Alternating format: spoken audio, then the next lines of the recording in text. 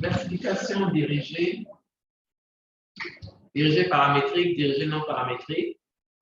Ensuite, la validation ou l'évaluation en fait, des résultats de la classification. Et ensuite, les post-traitements qu'on aura à faire. Donc, je vous avais dit hier qu'on faisait que le terme paramétrique, on allait le voir en classification dirigée. Classification non dirigée, on n'en parle pas. D'accord?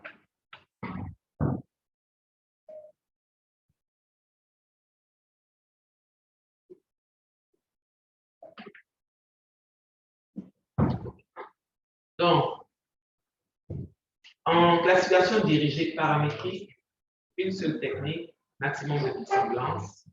En classification dirigée non paramétrique, vous voyez, j'en ai cité 5 là. Méthode parallélopédique, méthode barycentrique, le réseau de neurones, la théorie des croyances et la connaissance de l'expert.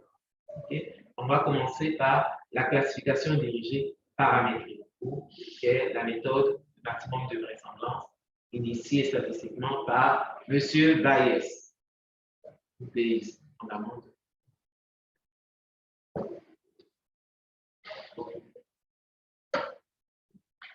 D'abord, je vais définir le terme paramétrique. La différence entre la classification paramétrique et la classification non paramétrique. Dans la classification paramétrique, on suppose une distribution statistique particulière des niveaux de gris. Des valeurs de niveau de gris dans l'image. Tandis que la classification dirigée non paramétrique, on s'en fiche. On ne suppose pas que la distribution statistique des niveaux de grille de mes pixels là suive une tendance particulière. Ok, ça n'a pas d'importance. Alors que la distribution paramétrique, par exemple Bayes, il suppose qu'on a une distribution qui suit la loi de Gauss. Et la distribution paramétrique suivant Bayes suppose que les niveaux de grille sur mon image suivent la distribution de Gauss. Tandis que non paramétrique, on ne cherche même pas à savoir si ça suit une distribution statistique aléatoire. Puis on s'arrange de ça et on travaille avec. D'accord? Et quand on doit faire une classification dirigée, qu'elle soit paramétrique ou pas, la démarche est la même. Une classification dirigée, qu'elle soit paramétrique ou pas, là, les différentes étapes sont les mêmes. La première étape, c'est de définir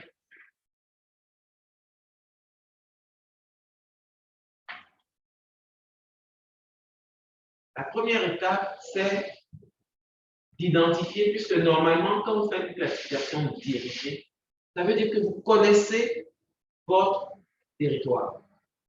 Vous le connaissez. Soit parce que vous y êtes allé, vous avez fait des campagnes de terrain, soit parce que vous avez des données dessus, des images satellitaires, des photos aériennes, des anciens documents, des cartes.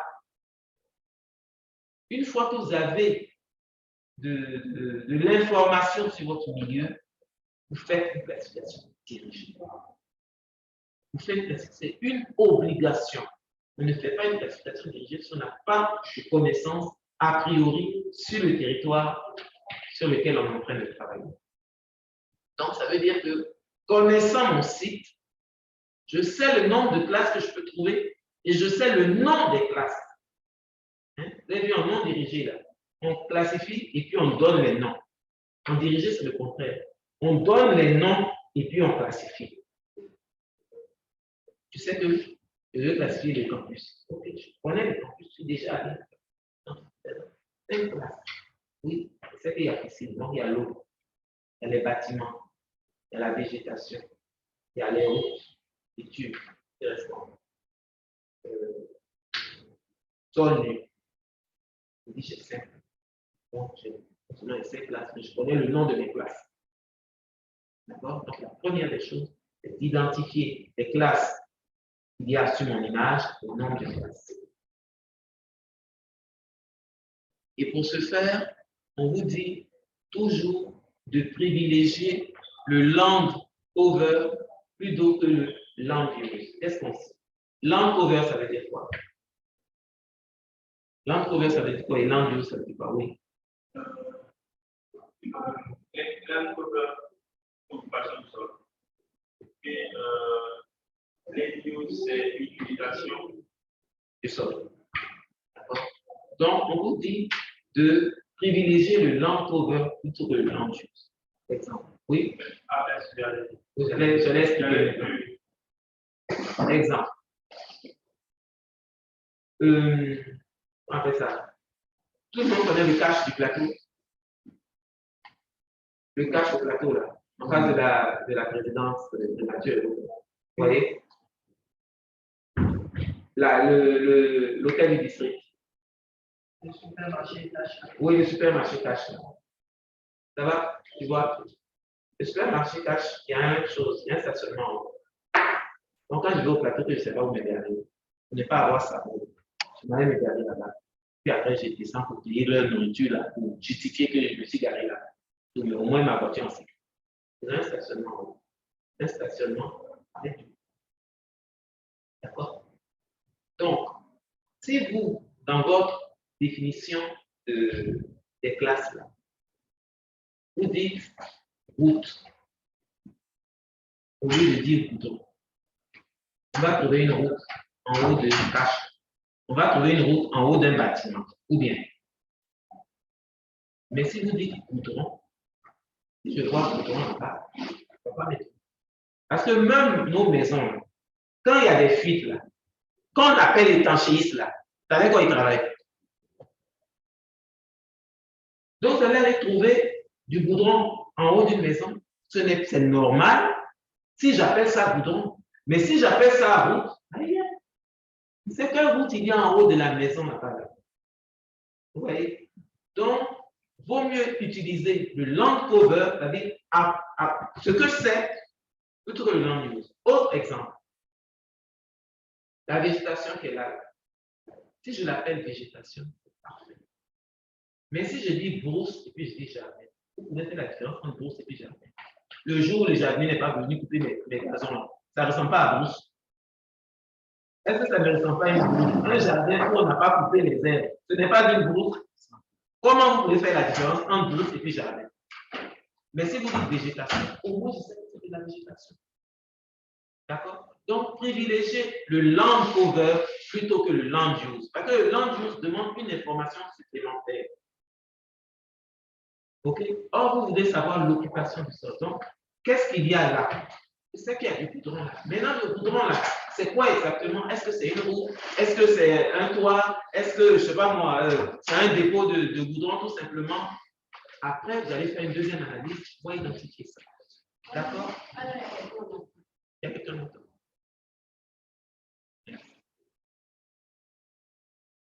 D'accord? Donc, on vous dit toujours privilégier le land cover que le land use pour éviter ces petits soucis. Une fois que vous avez défini les classes qu'il y a sur votre image, deuxième chose, vous allez choisir des zones d'entraînement. Parce que vous allez vous allez entraîner le logiciel pour qu'il puisse identifier les autres pixels. Donc, vous lui dites classe, classe O. Vous allez prendre des pixels O. À partir des pixels O d'entraînement que je vais lui donner, il va générer la statistique. Donc, il va avoir un niveau de gris particulier qui va correspondre à la classe O. Donc, il pourra classifier les autres pixels O si leur niveau de gris sont proches de cette valeur. J'ai créé classe végétation. Donc, je vais aller choisir des sites où il y a de la végétation. Il va regrouper tout ça. Il va calculer la valeur moyenne du niveau de gris. Donc, il va dire niveau de gris de végétation. C'est temps. Donc, pour qu'il affecte un pixel de mon image à la classe végétation, c'est que sa valeur niveau de gris est proche de ça. C'est définir une classe sol. Donc, je vais aller prendre des sites d'entraînement où il va, à partir des niveaux de gris moyens, il va générer donc la signature spectrale du sol. Donc, on entraîne le logiciel, on lui donne de l'information sur laquelle il va se baser pour pouvoir classifier les autres pixels de l'image. Une fois que ces zones d'entraînement-là ont été identifiées, chose qu'il faut faire, c'est générer la signature spectrale. Et c'est ce qu'il fait de façon automatique. Il génère la signature.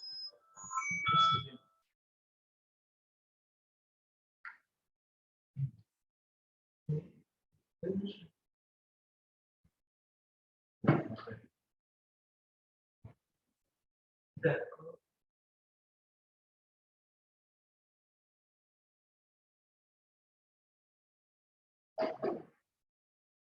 D'accord. Quelles sont vos disponibilités?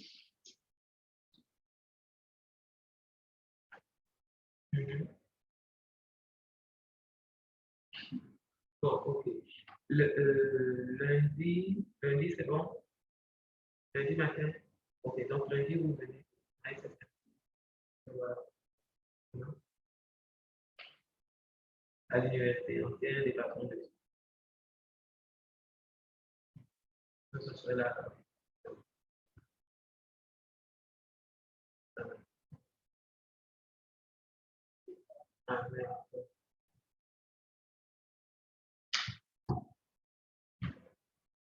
Donc, il génère les signatures spectrales correspondant à ces classes.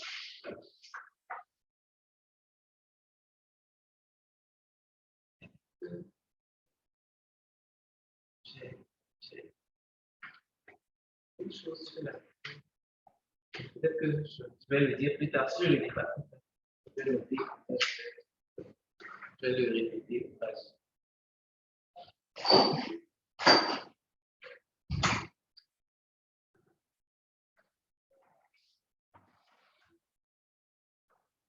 Une fois qu'il génère nos signatures spectrales, ce qu'il faut faire maintenant, c'est vérifier la séparabilité des classes.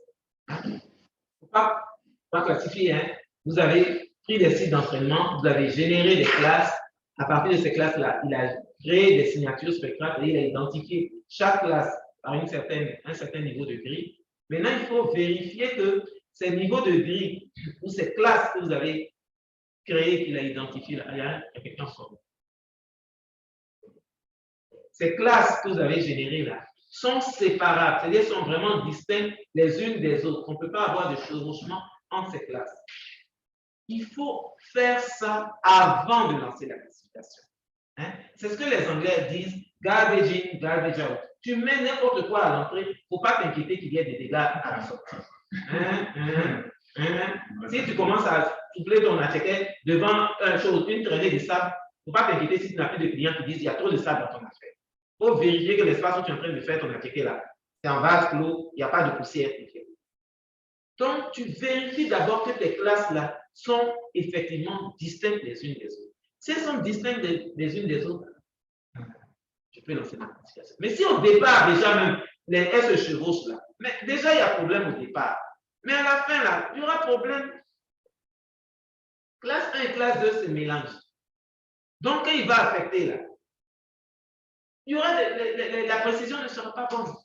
Parce que déjà au départ, même la précision n'est pas bonne. Les classes se mélangent.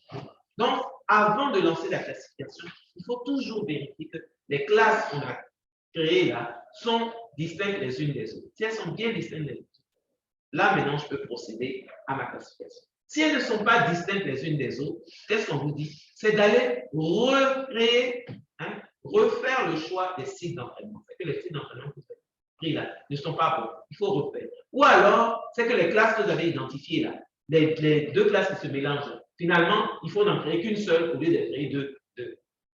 Donc, vous faites ce qu'on appelle merge. Vous mettez ensemble ces deux types de sites d'entraînement pour n'en créer qu'un seul qui va correspondre à une seule classe. Une fois que ça a été fait, maintenant, vous pouvez lancer la classification.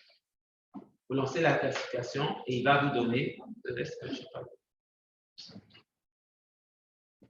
Lancer la classification et après, vous êtes capable de générer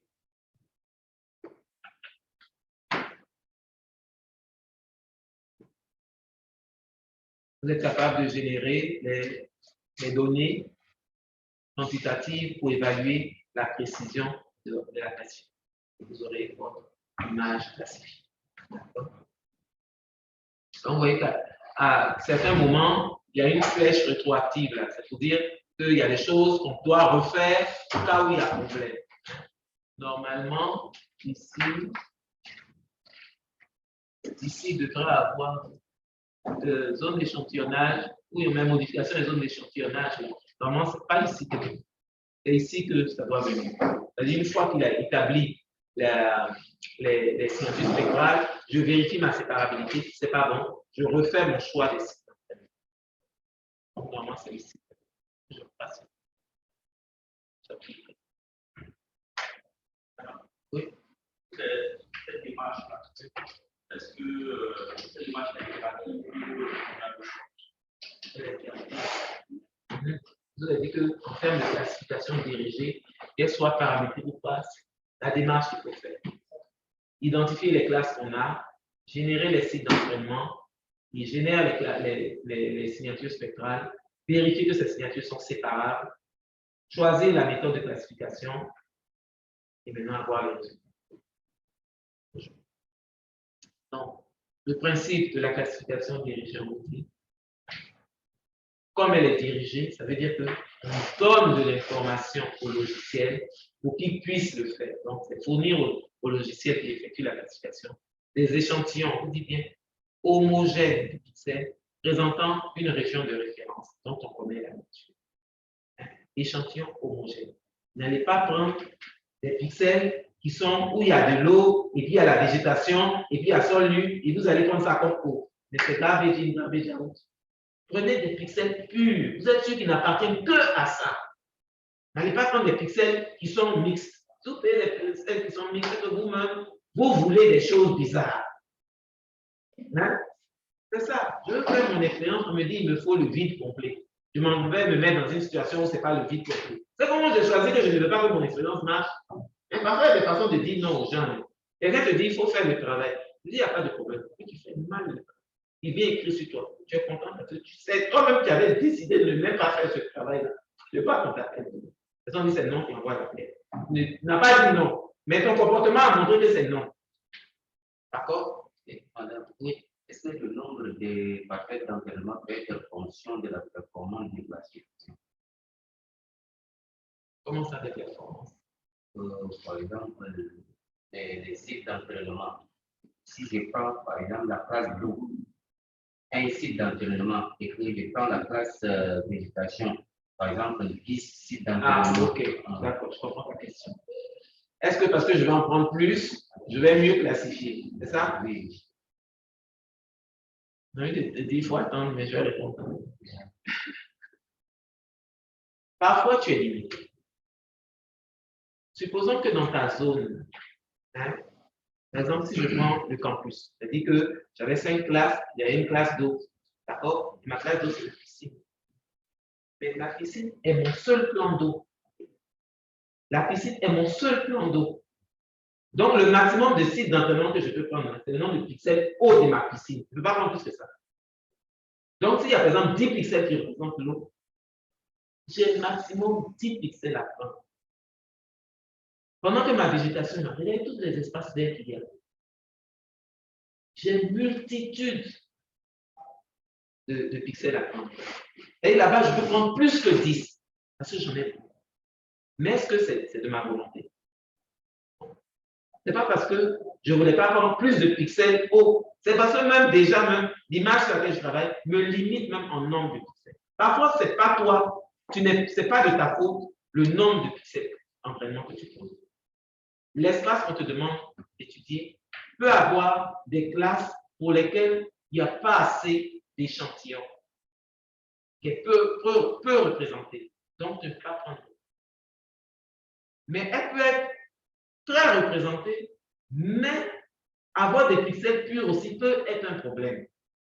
Il y a beaucoup de végétation. Mais si ces végétations sont mélangées des sols nus, des bâtiments, du bois, ou aller prendre un pixel qui ne soit que végétation, ça aussi, ça peut être un souci. Ce qui fait que tu peux ne pas pouvoir prendre aussi beaucoup. D'accord? Donc, je vais te dire oui et non. Ce n'est pas parce que tu vas en prendre plus que forcément, ça va être bon. Ce qui est important, c'est de prendre que des pixels purs. C'est ça quelque chose. Pas en nombre, en nombre, tant mieux, mais ce n'est pas ça. Il faut que les pixels que tu choisisses soient des pixels purs pour la classe que tu identifies. D'accord? Donc, c'est pas forcément. Donc, il va falloir identifier les sites d'entraînement. Il y a certains logiciels, par exemple, Envie, lui, on ne prend que les sites d'entraînement et puis il nous génère la classification. Mais il y a certains logiciels qui, eux, vous demandent de prendre des sites d'entraînement et de choisir des sites de vérification. Et quand il fait la classification, il fait une classification avec les sites d'entraînement, il fait une classification avec les sites de vérification, il croise les deux et c'est comme ça qu'il vous donne la précision de votre classification. Mais en Erdas, on ne se fait pas comme ça. Lui, tu lui donnes les sites d'entraînement, c'est avec ça il classifie et puis il te donne ta précision. Donc son croisement, là, il le fait lui seul à l'intérieur. Il a sa boîte noire sur laquelle il fonctionne et il te donne la précision de la classification. Et que j'ai bien classifié à 80%, il y a donc 20% d'erreurs dans ce que je fais. D'accord? Donc, ce n'est pas tous les logiciels. Donc, pour en revenir à ta question, les échantillons qu'on prend doivent être représentatifs. Il faut vraiment que ce soit des pixels purs. Hein, il ne faut pas aller prendre un pixel qui est eau et végétation, sinon, ça représente quoi? C'est l'eau ou bien c'est la végétation? Ah, même. Donc, localiser avec précision et nombreux. Mais le terme nombreux, nous scientifiques, on a horreur de ça. Nombreux, ce n'est pas précis. C'est comme quand tu dis c'est grand, ça veut dire quoi c'est grand? Donne-moi une échelle de valeur. C'est grand par rapport à la fourmi. Ah, là, tu m'as donné une échelle de valeur. Mais sinon, ton grand, une fourmi devant moi, elle est grande. Mais une fourmi devant un atome, elle est grande elle aussi. Donc, il faut être vraiment précis dans les termes qu'on donne. Okay? Donc, le nombreux, là, ça veut dire quoi? Est-ce que 10, là, c'est nombreux? Est-ce que 1000, là, c'est nombreux? À partir de quel moment on trouve que c'est nombreux? C'est que si on veut beaucoup. Les gens, là, c'est ça. On veut beaucoup. Hein? Pour être sûr d'avoir quand même une statistique assez bonne. Mais c'est quand même ça. Voilà. C'est ça que je l'ai dit. Ok, c'est bon. Comment choisir les sites d'entraînement? Je vous ai dit, quand on décide de faire une classification dirigée, c'est qu'on connaît son site. Soit parce qu'on y est allé de façon physique soi-même, soit parce qu'on a des données de ce lieu-là, hein, des images, des cartes, des photos et tout. Mais ce qui est important à savoir, c'est que l'image que vous êtes en train de classifier a été prise à une certaine date. Supposons que j'ai pris mon image là, en décembre 2021. J'ai pris l'image du campus en décembre 2021. Et je l'envoie à un étudiant, par exemple, au Congo, à Brazzaville, pour qu'il fasse la classification. C'est un étudiant, il est déjà venu à Abidjan ici, hein, il connaît le campus, mais il y a 4 ans de ça qu'il est venu à Abidjan. Le campus même a changé, il y a 2 nouveaux bâtiments qui ont été créés là, il n'a pas mis 4 ans pour le faire. Donc, ça veut dire que pour qu'il puisse le faire, il faut qu'il ait des données contemporaines à la date de l'image. C'est-à-dire l'image a été faite en décembre 2021. Les données qu'il doit avoir ne doivent pas être avant 2021. Tout ce qu'il a avant 2021, c'est caduque. On ne peut pas classifier une image de 2021 avec des données de 2019. C'est faux. C'est quelle sorcellerie qui est en train de faire? Il y a trop de choses qui ont changé sur ton site. Soit toi-même tu es parti en décembre, soit tu es parti en janvier, soit tu es parti en novembre, là encore ça peut aller. Mais tu es parti en chose, quand Corona a commencé là, tu as menti, il y a trop de choses qui se sont passées. C'est pas possible. D'accord? Donc ça c'est une obligation. Quand vous faites une classification dirigée, vous avez obligation, vraiment quand je vous dis de quoi vous avez besoin pour faire une classification dirigée, c'est des données contemporaines aux images sur lesquelles vous êtes en train de travailler. Je suis en train de travailler sur une image 2021, je dois avoir des données de 2021, ou début 2022, ou bien milieu 2021, mais je ne dois pas avoir des image de 2007. Il y a trop de choses qui peuvent s'être passées. OK? Donc, je dois avoir des données plus ou moins proches de la date d'acquisition de mon image, ou moi-même, je me suis déplacé sur le site dans une date proche de la date d'acquisition de l'image. C'est une obligation. Sans vous dire, étudier les échantillons réalisés lors de campagnes de terrain, synchroniser autant que possible avec le passage. Vraiment, n'allez pas prendre des images de 10 ans. 10 ans, c'est que vous ne pouvez pas faire ça. Oui. Une question. Par exemple, la dynamique de façon du sol pour des images de 2010, 2015 et 2020. Peut-être que tu as des données de 2010, 2015, 2021. Il te faut ça. Maintenant, les classifications, elles sont en fait vraiment de 2010. Mais tu dis dynamiquement. Oui. Donc, ça veut dire que tu fais la situation de 2010, tu fais la situation de 2005, et puis après, tu vas comparer les deux. C'est ça qui te permet de voir la dynamique. Qu'est-ce qui a changé? Je veux savoir si pour 2010, par exemple, on fait une classification non supérieure. Pourquoi tu veux faire une classification non supérieure? C'est-à-dire, par exemple, qu'on veut faire une classification des données des différentes dates. Oui, je sais pourquoi tu veux faire une classification non dirigée. Si tu as commencé à diriger, continue à diriger. Pourquoi pour un, tu as fait non dirigé pour l'autre chose? Tu te débrouilles pour trouver des données récentes à la même date que ton image. Ou alors tu changes la date de ton image. C'est-à-dire, si toi, tu as des données, par exemple, tu vois, de 2009, et tu as donné 2009, trouve une image de 2009. Et puis 2010, ça va de janvier jusqu'à décembre. D'accord? Donc, si tu as par exemple acquis ton image en décembre 2010, alors que tu n'as aucune donnée 2010, et tu sais que tu as fait une campagne de terrain en 2011, prends une image de choses de décembre 2010. Au moins, tu es sûr que cette date est plus proche de ta campagne de terrain de 2011, donc tes données seront plus à jour que celles de 2009. D'accord? Il te faut toujours ta connaissance. Sinon, comme je dis, tu es en train de faire vraiment de la peu près.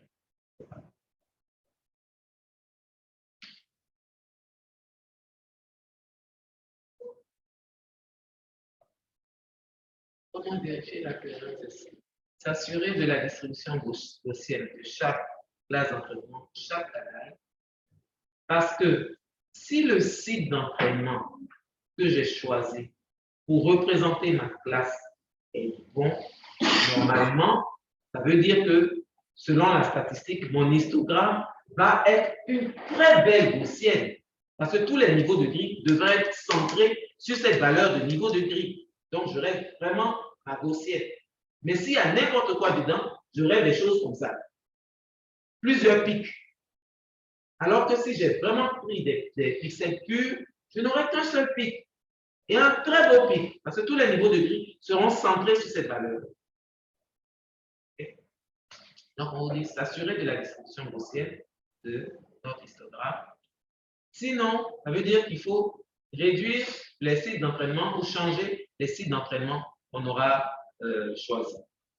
Par exemple, regardez cette image. Voilà une image et les utilisateurs ont choisi cet espace-là comme étant un site d'entraînement. Ils vont regarder l'histogramme de ce point-là. C'est comment? Voilà à quoi ça ressemble.